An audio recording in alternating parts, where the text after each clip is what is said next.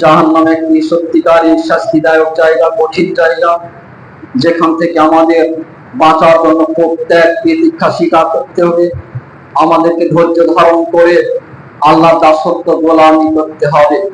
জাহান্নাম জ্বলবে মানুষ দ্বারা, জাহান্নাম জ্বলবে জিন দ্বারা।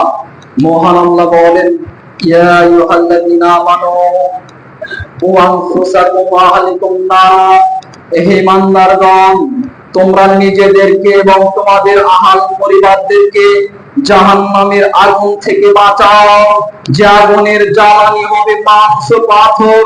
হে মানব সমাজ, হে মুমিনগণ, বিশ্বাসীগণ, তোমরা নিজেদেরকে এবং তোমাদের আহাল পরিবারদেরকে জাহান্নামের আগুন থেকে বাঁচাও, যে আগুনের জ্বালানি হবে মানুষ ও পাথর।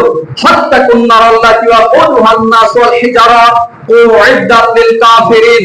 মহান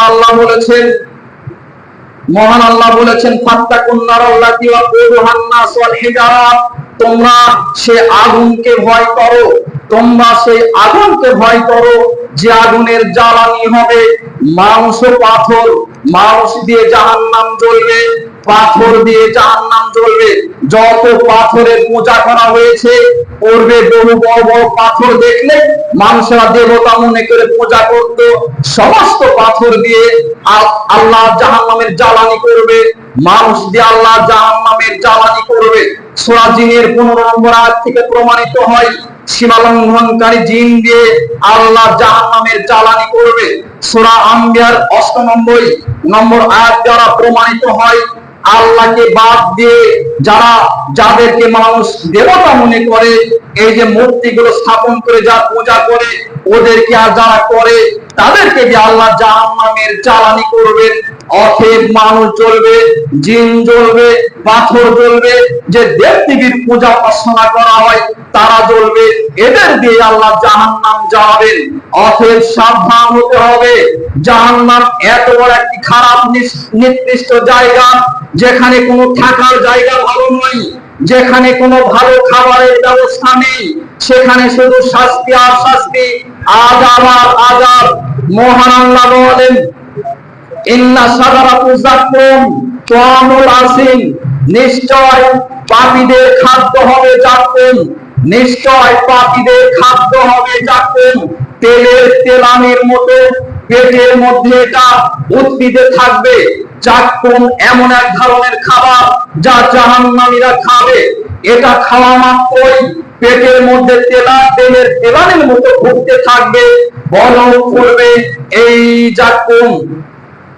তাহলে এ ধরনের খাবার থেকে আমরা পরিত্রাণ পেতে পারি তখনই যখন আমরা একমাত্র আল্লাহর ভালো গোলামে পরিণত হব। তাছাড়া কোনো পথঘাট নেই। জাহান্নাম গেলে এইসব খাদ্য আপনাকে খেতে দেওয়া হবে। লাইসা লাহুম তুআমুন ইল্লা মিন জরি, জাহান্নামীদেরকে খেতে দেওয়া হবে জরি।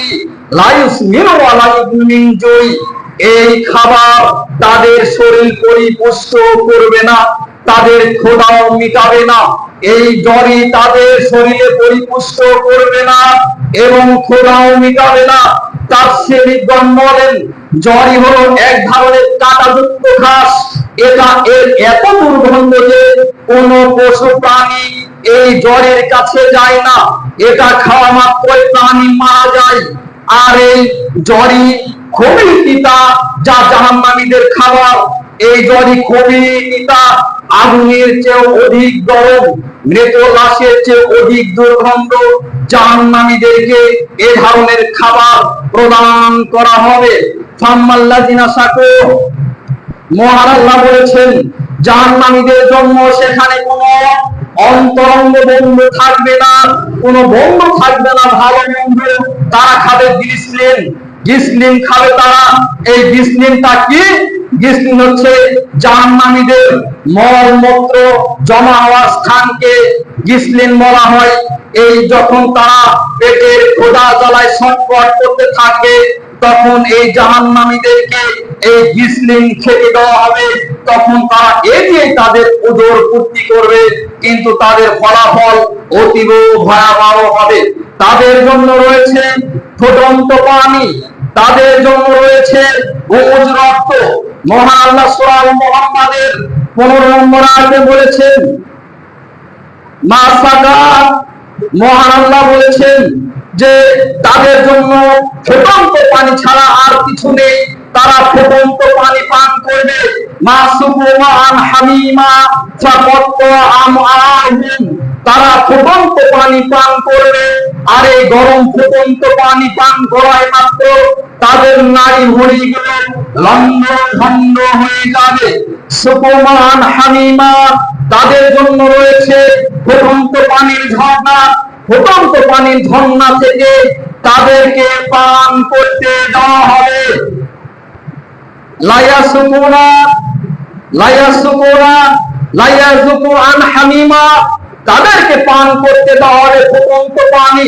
জাহান্নামে তারা সুস্বাদু সুপ্রিয় পানীয় পান করতে পারবে না, তারা পান করবে কেবল ফুটন্ত পানি আর পুজের স্বাদ।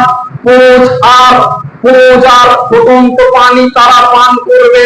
এই হচ্ছে জাহান্নামীদের খাবারের পান করার ব্যবস্থা। সম্মানিত উপস্থিতি দিনী ভাই, আমার কথার দিকে খেয়াল করুন, একটু সামনে এগোনোর চেষ্টা করুন, পিছনের লোক